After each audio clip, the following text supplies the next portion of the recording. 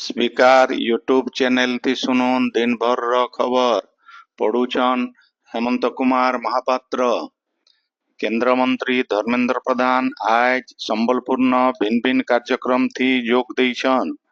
श्री प्रधान आज संबलपुर सदर अस्पताल न गुटे महालिया सीटी स्कैन सेवार शुभारंभ करिछन।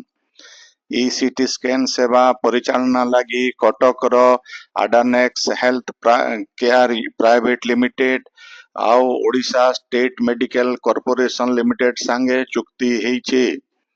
सेंता केंद्र मंत्री श्री प्रधान संबलपुर बहिदार नुआपाली न राज्य सरकारंकर मत्स्य संपद विभाग रो गोटे नुआ ऑफिस गृह के उद्घाटन करिछन। इतार छड़ा जिला प्रशासन और जिला श्रम विभाग तरफु ओडिशा कोठाबाड़ी आउ अलगा निर्माण श्रमिक कल्याण बोर्ड तरफु गोटे सहायता वितरण कार्यक्रम थी बिल केंद्र मंत्री श्री प्रधान मुख्य अतिथि भावे जोग देइथिले। ई कार्यक्रम थी 112 जन हिताधिकारी को भिन्न भिन्न आर्थिक सहायता दिया जाइथिला। इतार छड़ा 200 जन योग्य निर्माण श्रमिक को नुआ पंजीकरण पत्र दिया जाइथिला। संबलपुर जिला परिषद सम्मेलनी कक्षन हेइथिबा दिशा बैठक थी बिल श्री प्रधान जोग देइथिले। ई बैठक थी शिक्षा स्वास्थ्य गमनागमन बाबदे आलोचना हेइथिला।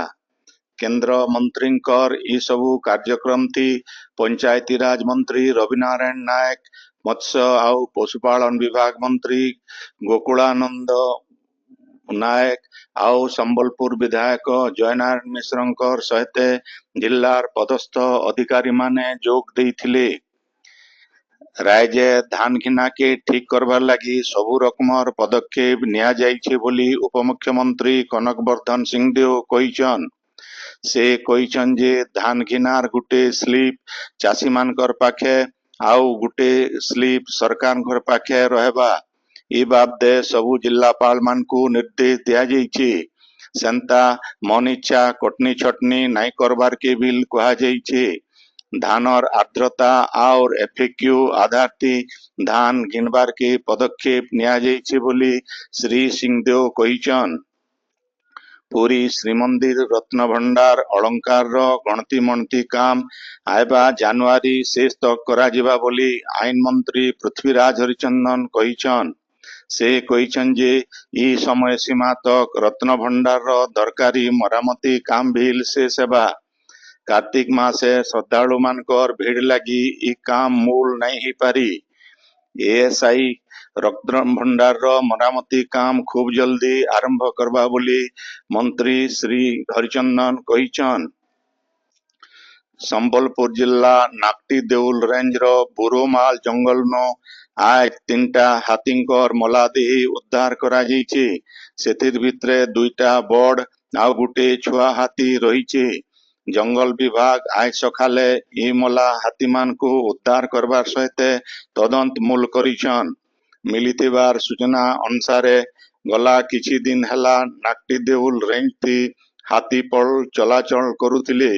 ई बाबदे सूचना देइकरी मुख्य वन संरक्षक सुशांत नंद कहिछन जे बारहा शिकार लगी पका जाइथिबा बिजली तार लगी ई हाथी लगी करी ई हाथी मानकर जीवन जाइथिबार प्राथमिक तदंत नु जना पड़िछि।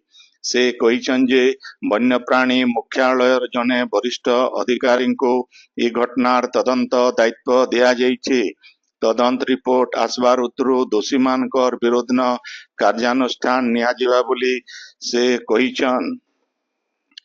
आघर मंत्री आउ भारतीय जनता पार्टीर वरिष्ठ नेता समीर देंकर आज परलोक हो जाइछे। मृत्यु बेलकू तांकू 67 बछर बयस हेउतिला। श्री दे कटक विधानसभा निर्वाचन मंडली नो 1995, 2000 आउ 2004 मसीहा थी विधायक भावे निर्वाचित हेतिले।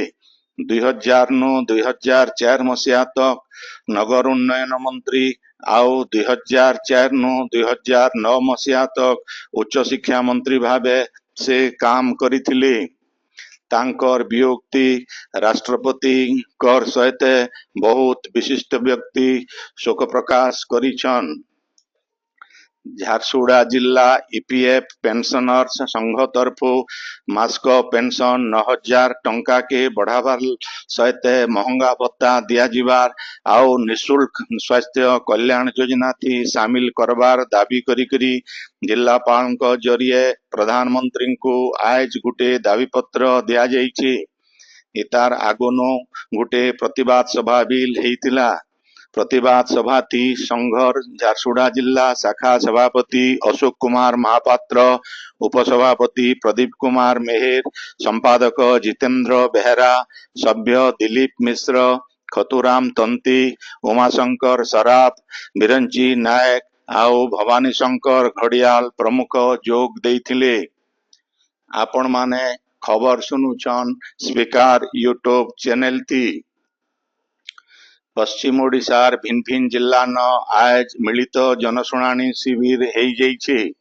जिलापाल और एसपी शिविर मान के उपस्थित रही करी अभियोग मानकर समाधान करबार सहित दरकारी पदक्षेप नेबार के विभागीय अधिकारी मान को निर्देश देइछन।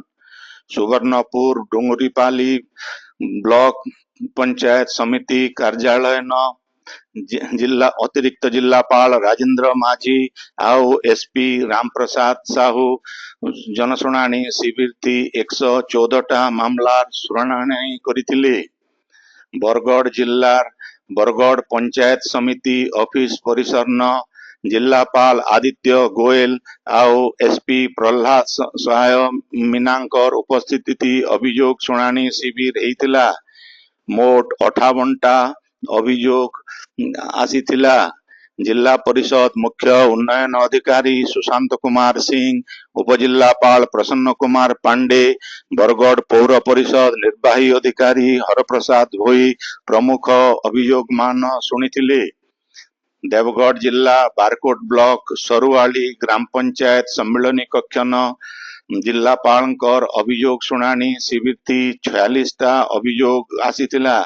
ई सबू अभियोग करी समाधान करबार के विभागीय अधिकारी मान को जिलापाल कविंद्र कुमार साहू निर्देश देइछन। शिविर थी एसपी अनिल कुमार मिश्र, उपजिलापाल परीक्षित साहू, बारकोट बीडीओ स्मृति रंजन साहूंकर सहित जिला स्तरीय अधिकारी माने जोग देइथिले। नुआपड़ा जिला बोडेन पंचायत समिति ऑफिस न जिलापाल और एसपी मिलित अभियोग शुणाणी शिविर थी आसीथिबा 56टा अभियोग नु 45टा व्यक्तिगत आउ 11टा गोष्ठीगत अभियोग शुणाणी हेइछे। कलाहांडी जिला कलमपुर ब्लॉक ऑफिस न अभियोग शुणाणी और समाधान शिविर थी 96टा अभियोग आसीथिला।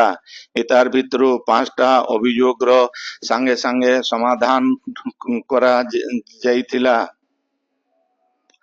सेंता बौद्ध जिलार कंटामाल ब्लॉक ऑफिस न हेइथिबा जनशुणाणी शिविर थी 82टा अभियोग आसीथिबार बेले 31टा संगे संगे समाधान करा जाइथिला। जिलापाल सुब्रत कुमार पंडांकर उपस्थिति थी हेइथिबा जनशुणाणी शिविर थी अतिरिक्त जिलापाल अनिरुद्ध प्रधानकर सहित जिला स्तरीय अधिकारी माने एथी जोग देइथिले।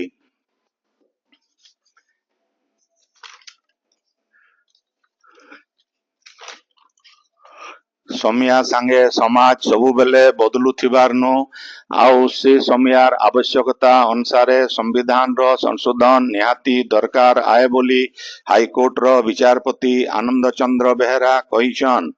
संबलपुर रो एलआर लॉ कॉलेज न भारतीय संविधान आउ 21 शताब्दी आह्वान बाबदे हेइतिबा जातीय संपान के उद्घाटन करी जस्टिस बेहरा कहिथिले जे भारतीय संविधान के सबु आईन रो माँ बोली कुहा जाउथिले भी संविधान लेखा जिबार बहुत आगोनो देशे थिला जेनटा की एचएन अच्छे और भविष्यत थी भी थिबा।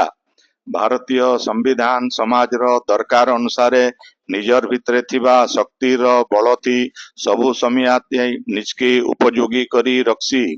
ସବୁ ସମିଆତି ସବୁ ଆହ୍ୱାନର ସାମ୍ନା ହେଇପାରବା ବାଗିର ଇଟା ଲେଖା ଯାଇଛେ। ଇଟା ହିଁ ଭାରତୀୟ ସମ୍ବିଧାନର ମହାନତା ଆଏ ବୋଲି ଜଷ୍ଟିସ ବେହେରା କହିଥିଲେ। କଲେଜର ଅଧ୍ୟକ୍ଷ ପ୍ରଫେସର ବିଜୟାନନ୍ଦ ବେହେରାଙ୍କର ଅଧ୍ୟକ୍ଷତାଥି ହେଇଥିବା ଉଦ୍ଘାଟନୀ ଉତ୍ସବଟି ରାୟପୁରର ହିଦାୟତୁଲ୍ଲା କେନ୍ଦ୍ରୀୟ ଆଇନ ବିଶ୍ୱବିଦ୍ୟାଳୟର ପ୍ରଫେସର ଦୀପକ ଦାସ ମୁଖ୍ୟ ବକ୍ତା ଆଉ ହାଇକୋର୍ଟର ଆଡଭୋକେଟ ଲକ୍ଷ୍ମୀନାରାୟଣ ପଟେଲ ସମ୍ମାନିତ ଅତିଥି ଭାବେ ଯୋଗ ଦେଇଥିଲେ। ସମ୍ପାନର ସାଂଗଠନିକ ସମ୍ପାଦକ ଡକ୍ଟର ଲକ୍ଷ୍ମୀକାନ୍ତ ଦାସ ଅତିଥି ଆଉ ଅତିଥି ପରିଚୟ ଆଉ ସହକାରୀ ପ୍ରଫେସର ଅଙ୍କିତ ସୌରଭ ସାହୁ ଧନ୍ୟବାଦ ଦେଇଥିଲେ। ଚାନ୍ଦନୀ ମିଶ୍ର ଆଉ ଦେବୀ ପ୍ରସାଦ ମିଶ୍ର ଉତ୍ସବର ସଂଯୋଜନା କରିଥିଲେ। ସମ୍ପାନର ବୈଷୟିକ ଅଧିବେଶନଟି ବରଗଡ଼ ବିକାଶ ଆଇନ କଲେଜର ଅଧ୍ୟକ୍ଷ ଡକ୍ଟର ବିକ୍ରମ କୁମାର ଦାସ, ଓଡ଼ିଶା ହାଇକୋର୍ଟ ସଂଗ୍ରହାଳୟର ଅଧିକାରୀ ବିଜୟ ମହାପାତ୍ର, ସମ୍ବଲପୁର ବିଶ୍ୱବିଦ୍ୟାଳୟର ଆଇନ ବିଭାଗର ପ୍ରଫେସର ମୀନକେତନ ସାହୁ, ଅବସରପ୍ରାପ୍ତ ପ୍ରଫେସର ଶ୍ରୀକାନ୍ତ ମିଶ୍ର, ଗଙ୍ଗାଧର ମେହେର କଲେଜର ଅବସରପ୍ରାପ୍ତ ଅଧ୍ୟକ୍ଷ ଡକ୍ଟର ଶ୍ରୀମନ୍ତ ଦାସ, ପଣ୍ଡିତ ରବିଶଙ୍କର ଶୁକ୍ଲା ବିଶ୍ୱବିଦ୍ୟାଳୟର ପ୍ରଫେସର ବେଣୁଧର ରାଉତିଆ, ରାୟପୁର ଡିକେ କଲେଜର ସହକାରୀ ପ୍ରଫେସର ଡିକେ ଖାଁ, ରାଉରକେଲା ଆଇନ କଲେଜର ଅଧ୍ୟକ୍ଷ ବିଭୁରଞ୍ଜନ ପଟ୍ଟନାୟକ ଆଉ ବଲାଙ୍ଗୀର ଆଇନ କଲେଜର ମନିନ୍ଦର ସିଂ ପ୍ରମୁଖ ଭାଗ ନେଇଥିଲେ। ସମ୍ପାନଥି 85ଟା ସନ୍ଦର୍ଭ ଉପସ୍ଥାପିତ ହେଇଥିଲା।